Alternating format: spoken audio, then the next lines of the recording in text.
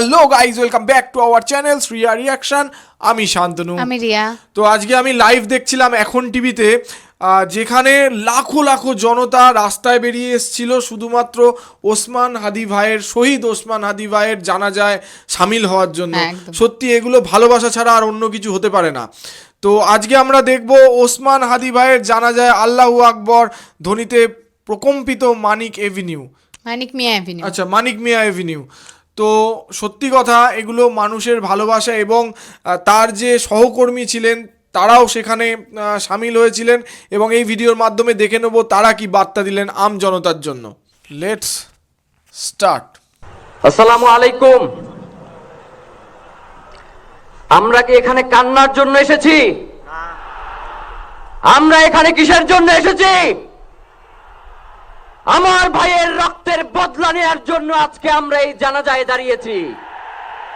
প্রিয় ভাইয়েরা, আজকে কবি নজরুলের যে বিদ্রোহী দুটো লাইন, যাকে ওসমান হাদি তার আদর্শ মনে করত, আমি চিরবিদ্রোহী বীর, বিশ্ব ছড়ায় উঠিয়াছি একা, চির উন্নত শির।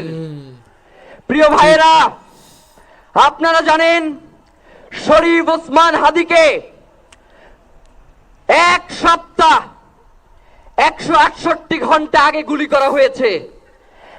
এখন পর্যন্ত কি তার খুনিকে গ্রেফতার করা হয়েছে? সরকারের পক্ষ থেকে এখন পর্যন্ত কি খুনিকে গ্রেফতারের ব্যাপারে আপনাদেরকে আশ্বস্ত করা হয়েছে? তারা কি এখন পর্যন্ত আমাদেরকে জানিয়েছে যে খুনি কোন জায়গায় রয়েছে? আমরা স্পষ্ট মনে করছি যে এখানে খুনি একজন নয়, এখানে পুরো একটা খুনি চক্র কাজ করেছে। আমরা ইনকিলাব মঞ্চ এবং তার পরিবারের পক্ষ থেকে আপনাদেরকে জানিয়ে দিতে চাই, খুনি, খুনের পরিকল্পনাকারী, খুনের সহায়তাকারী এবং পুরো খুনি চক্রকে বিচারের আওতায় নিয়ে আসতে হবে। এবং আগামী 24 ঘন্টার মধ্যে স্বরাষ্ট্র উপদেষ্টা এবং সহকারী উপদেষ্টা খুদাবক্স তাদেরকে জনতার সম্মুখে এসে তারা এই খুনের ব্যাপারে আগামী গত এক সপ্তাহ ধরে কি পদক্ষেপ নিয়েছে তা জনসম্মুখে জানাতে হবে। যদি তারা জানাতে না পারে তাহলে তাদেরকে পদত্যাগের জন্য প্রস্তুত থাকতে হবে। আমরা ইনকিলাব মঞ্চ কোনোভাবে এই শরীফ ওসমান হাদির রক্তকে বৃথা যেতে দেব না। একদম একদম। আমরা ঘোষণা করতে চাই, শরীফ ওসমান হাদির রক্তের মধ্য দিয়ে বাংলাদেশ ইনসাফ কায়েম হবে।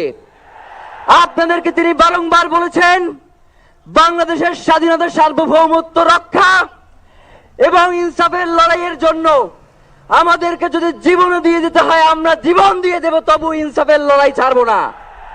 সুতরাং প্রিয় বন্ধুগণ, আমাদেরকে ইনসাফের লড়াই লড়তেই হবে। আপনারা রাজি আছেন কিনা? এবং সেই সাথে আমরা আরো বলতে চাই, সিভিল মিলিটারি ইন্টেলিজেন্সের মধ্যে ঘাপটি মেরে বসে থাকা আওয়ামী দোসরদেরকে চিহ্নিত করে গ্রেফতার করতে হবে।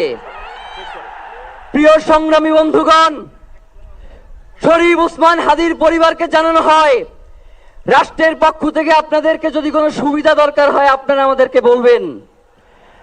আমরা শরীফ ওসমান হাদির পরিবার থেকে রাষ্ট্রকে জানাতে চাই, যদি এই রাষ্ট্রকে রক্ষা করতে শরীফ ওসমান হাদির পরিবারের 5 সদস্য, তার ভাই এবং বোনদের যদি রক্ত লাগে তারা দেওয়ার জন্য প্রস্তুত রয়েছে, তবুও এই খুনিদেরকে চিহ্নিত করে বিচারের মুখোমুখি করতে হবে।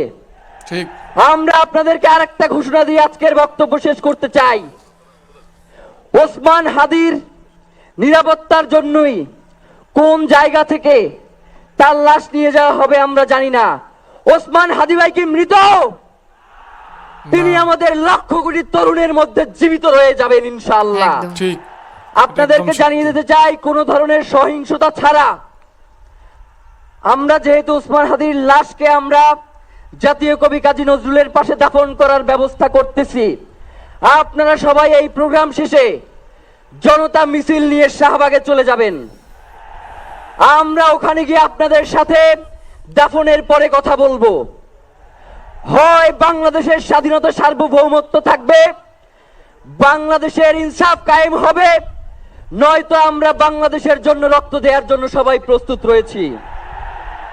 এবং ইনকিলাব মঞ্চ ব্যতীত কারো কোনো প্রোপাগান্ডায় আপনারা কোনো ধরনের সহিংসতার পথ বেছে নেবেন না। আমরা ইনকিলাব মঞ্চের পক্ষ থেকে আপনাদেরকে জানাবো কখন কি ব্যবস্থা গ্রহণ করতে হবে। আপনাদের সকলকে, এই লক্ষ লক্ষ মানুষকে, আজকে শরীফ ওসমান হাদির জন্য যারা এসেছেন, শহীদ শরীফ ওসমান হাদি, তাকে আমরা সবাই দোয়া করব এবং তার যেই লড়াইয়ের পথ, তার যেই সাংস্কৃতিক আন্দোলন, তার যেই আধিপত্যবাদের বিরুদ্ধে লড়াই, আমরা সকলে সেটাকে একসাথে প্রতিহত করব। বাংলাদেশ জিন্দাবাদ, ইনকিলাব জিন্দাবাদ, নারায়ে তাকবীর, নারায়ে তাকবীর। দিল্লি না ঢাকা, দিল্লি না ঢাকা, গোলামি না আজাদি, ক্ষমতা না জনতা, আপোষ না সংগ্রাম, দিল্লি না ঢাকা। আমার ভাই কবরে, খুনি কেন বাহিরে, আমরা সবাই হাদি হব, গুলির মুখে কথা কব, আমরা সবাই হাদি হব। নারায়ে তাকবীর, ইনকিলাব ইনকিলাব, মুজিবাদ মুর্দাবাদ, ইনকিলাব জিন্দাবাদ। মানুষগুলোর মুখগুলো দেখে না তাকিয়ে থাকা যাচ্ছে না। একদম। সত্যি জনসমুদ্রটা দেখেছো, শুধুমাত্র কিন্তু এটা ভালোবাসার ডাকে, অন্য কিচ্ছু না। যে কোনো রাজনৈতিক দল বা কোনো ভোটের প্রচারে নয়, শুধুমাত্র মানুষ মানে হাদি ভাইকে ভালোবাসা, সেই ভালোবাসার টানে কিন্তু ছুটে আসা তাকে চিরবিদায় জানাতে। সত্যি মানে ভাবতে অবাক লাগে, যে মানুষটা অন্যায়ের বিচারে সারা জীবন লড়ে গেল, মানে সেই মানুষটারই খুনি আজকে বিচারের আওতায় আসতে পারছে না। আর কত মানুষ কাঁদছে ওখানে সত্যি দাঁড়িয়ে, সত্যি তাকিয়ে থাকা যাচ্ছে না সেই এত মানুষগুলোর খারাপ চোখের লাগছে দিকে। ওনাদের দেখে। আমি শুধু মানে ওনার ফ্যামিলির কথা ভাবছি, ওনার বাচ্চাগুলোর কথা ভাবছি, যে তারা কি কি মানে তাদের যে মেন্টাল সিচুয়েশন সেটা সেটা তারা কিরকম? একদম তারা কিসের মধ্যে দিয়ে যাচ্ছে, সত্যি তাদের পাশে দাঁড়ানোর দরকার। জনতার ইয়েতে পাশে গিয়ে দাঁড়ানোর দরকার, ওনাদের পাশে গিয়ে দাঁড়ানোর দরকার। একদম। সত্যি মানে এটা এই দৃশ্য দেখা যাচ্ছে না, একদম সত্যি কথা, এই দৃশ্য দেখার নয়। তো অবশ্যই খুনিদের খুব তাড়াতাড়ি আইনের আওতায় আনার দরকার, না হলে বাংলাদেশ শান্ত হবে না। ক্ষুব্ধ হয়ে গেছে আর হওয়ারই কথা, কারণ একজন ভালো মানুষ, উনি শহীদ হয়েছেন। আর ওনার সত্যি কথা বলতে আমার মনে হচ্ছে বাংলাদেশের আম জনতা ওনার পরিবারের সাথে অবশ্যই আছেন, কিন্তু কিন্তু বাংলাদেশের মানুষকে এখন সান্ত্বনা দেওয়ার একটাই রাস্তা, খুনিদের বিচার চাই। তোমরা আমাদের কমেন্ট বক্সে জাস্টিস ফর হাদি লিখতে ভুলো না।